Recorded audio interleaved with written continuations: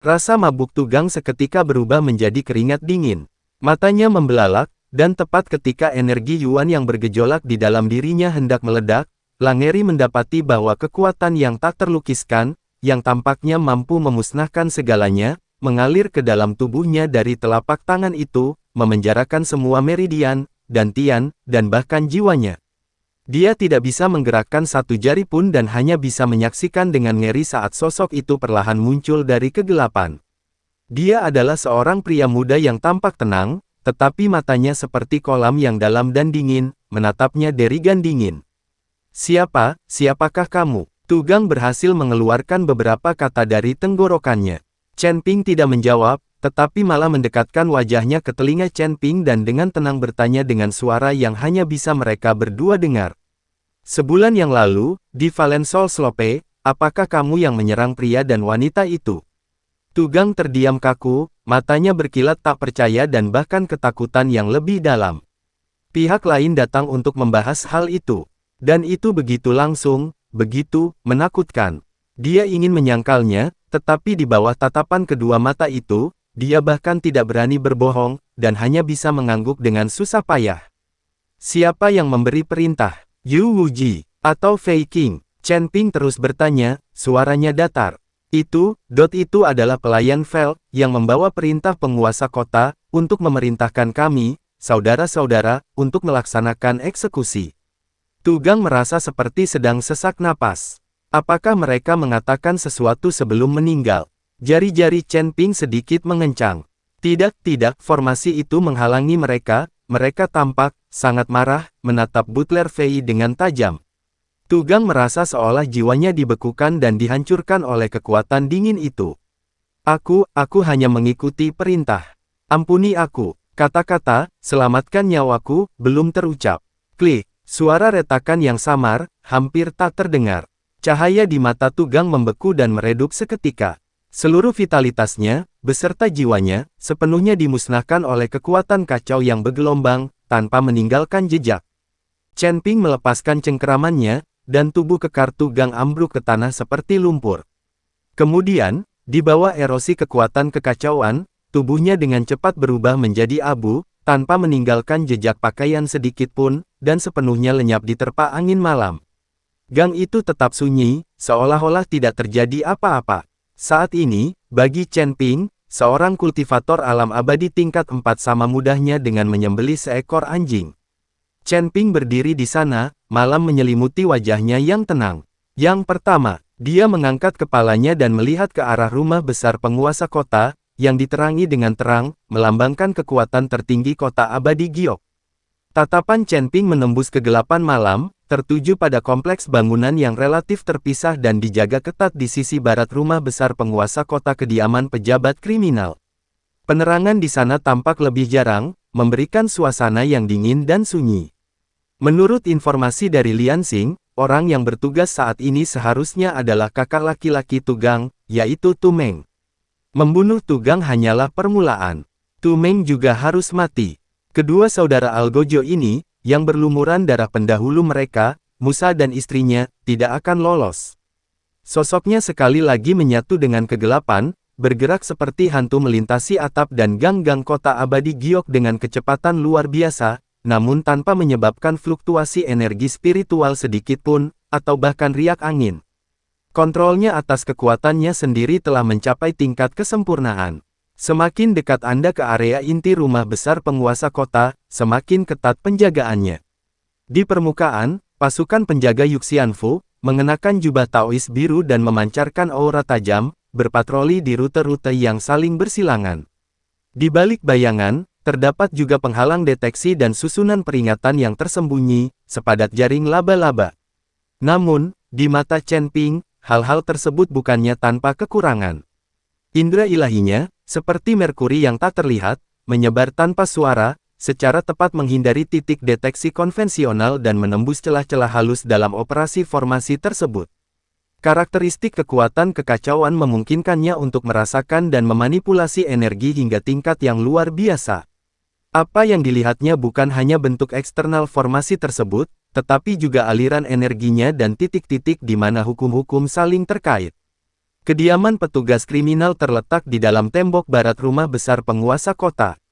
Tempat ini dipisahkan dari area pemerintahan inti di dalam oleh beberapa halaman dan taman, menjadikannya area fungsional yang relatif terpencil, tetapi pertahanannya tidak boleh diremehkan.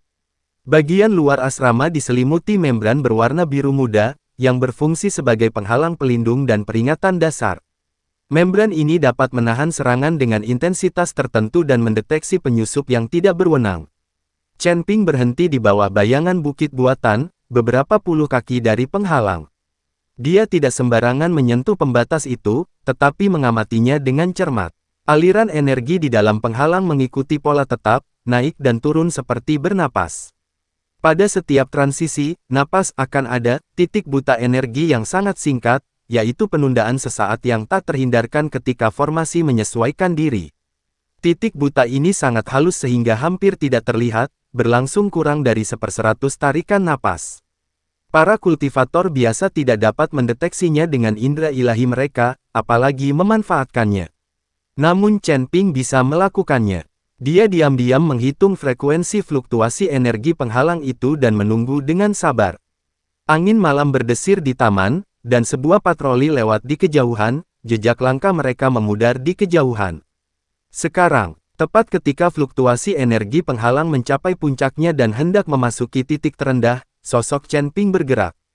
Tanpa meninggalkan jejak atau mengeluarkan suara, La tampak berubah menjadi gumpalan asap, melewati celah yang sempit dengan presisi sempurna dan memasuki penghalang.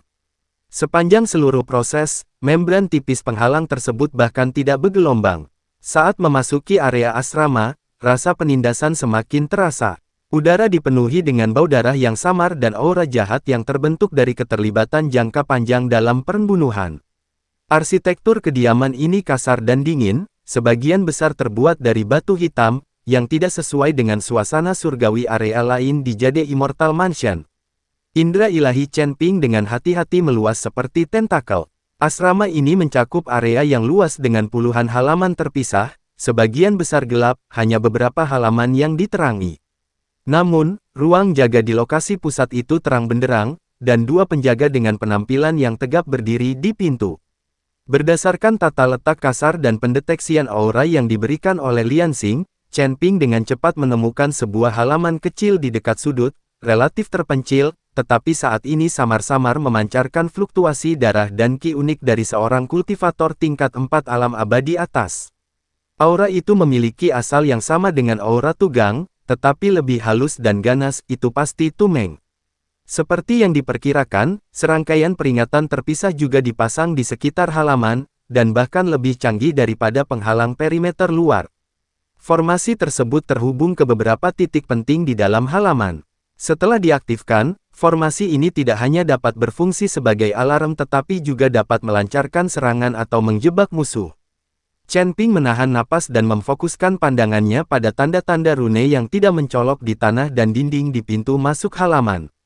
Ini adalah susunan jaring roh terikat bumi gabungan yang menggabungkan penginderaan, pengikatan, dan serangan duri bumi. Inti dari formasi tersebut harus berada di bawah tanah, di tengah halaman.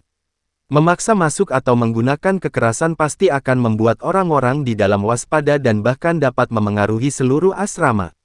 Chen Ping sekali lagi menunjukkan penguasaannya yang menakjubkan terhadap formasi barisan. Dia mengulurkan jari telunjuk kanannya, dan titik cahaya abu-abu yang kacau mengembun di ujung jarinya, sangat samar dan hampir tak terlihat. Dia menunjuk ke udara, dan cahaya abu-abu di ujung jarinya berubah menjadi beberapa benang yang lebih tipis dari sehelai rambut, menghilang tanpa suara ke dalam simpul rune kunci di tanah. Kekuatan kekacauan, sumber dari semua hukum, juga dapat mengasimilasi dan memusnahkan semua hukum. Gumpalan kekuatan kacau itu secara tepat memotong saluran aliran energi formasi tersebut, tanpa merusak strukturnya, melainkan melakukan operasi yang hampir melumpuhkan dan menyesatkan.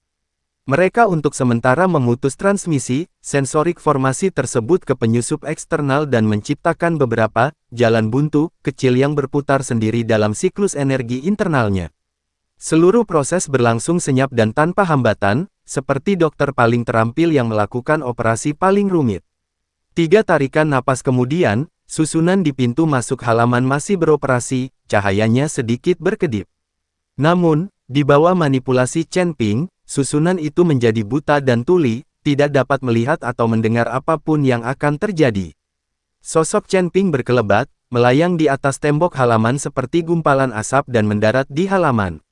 Halaman itu kecil, dengan 3 rumah batu hitam di tengahnya, sebuah platform batu untuk bercocok tanam di sebelah kiri, dan rak senjata kecil di sebelah kanan, tempat tergantung beberapa pedang berkepala hantu yang berat dan rantai, udara dipenuhi bau darah yang menyengat. Cahaya redup menerobos masuk melalui jendela rumah utama di tengah, tempat sesosok tubuh kekar duduk bersila di atas futon, tampak sedang bermeditasi, tetapi napasnya sedikit tidak teratur dan alisnya berkerut. Itu adalah Tu Meng. Wajahnya sangat mirip dengan wajah Tu Gang, tetapi lebih muram, dengan bekas luka dalam di pipi kirinya yang membuatnya tampak sangat ganas. Pada saat itu, dadanya sedikit naik turun, dan ada lapisan tipis keringat di dahinya, dia gelisah. Baru saja, Tu Meng, yang sedang mengalirkan energi internalnya, merasakan jantungnya tiba-tiba berdebar kencang tanpa alasan. Rasa dingin yang tak terlukiskan langsung menjalar di punggungnya, seolah-olah dia sedang diawasi oleh makhluk yang sangat berbahaya. Perasaan itu datang dan pergi dengan cepat, tetapi hal itu membuatnya tidak mungkin untuk memasuki keadaan meditasi lagi. Dia dan Tu Gang adalah saudara kembar. Meskipun mereka tidak sepenuhnya sinkron, ada hubungan halus di antara mereka. Pada saat itu, La merasakan perasaan panik dan hampa yang samar, seolah-olah ia telah kehilangan hubungan penting. Apa yang telah terjadi? Tu Meng membuka matanya, kilatan tajam terpancar darinya, dipenuhi keraguan dan kewaspadaan. Mungkinkah anak Agang itu kembali membuat masalah? Atau, dia teringat eksekusi di Valen Soul Slope sebulan yang lalu, tatapan penuh kebencian dan menantang dari pria dan wanita itu sebelum kematian mereka, terutama pria itu, yang kultivasinya terbatas, namun tatapannya seolah menembus hati orang lain, yang membuatnya mengalami beberapa mimpi buruk setelahnya. Dia menggelengkan kepalanya, mencoba menghilangkan rasa tidak nyaman. Dua orang bodoh yang tidak tahu apa-apa itu, bahkan jiwa mereka pun dimunikan setelah mereka mati, bagaimana mungkin mereka bisa menimbulkan masalah?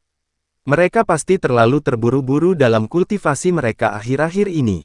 Meskipun berusaha menenangkan diri, dia tetap memutuskan untuk keluar dan berpatroli di area tersebut, serta memeriksa keamanan penginapan untuk malam itu. Dia bangkit, berjalan ke pintu, dan bersiap untuk mendorongnya hingga terbuka dan keluar. Tepat saat tangannya hendak menyentuh pintu, terjadi perubahan mendadak. Di belakangnya, riak yang sangat samar menyebar tanpa suara di seluruh ruang, seperti kerikil tak terlihat yang dilemparkan ke danau yang tenang.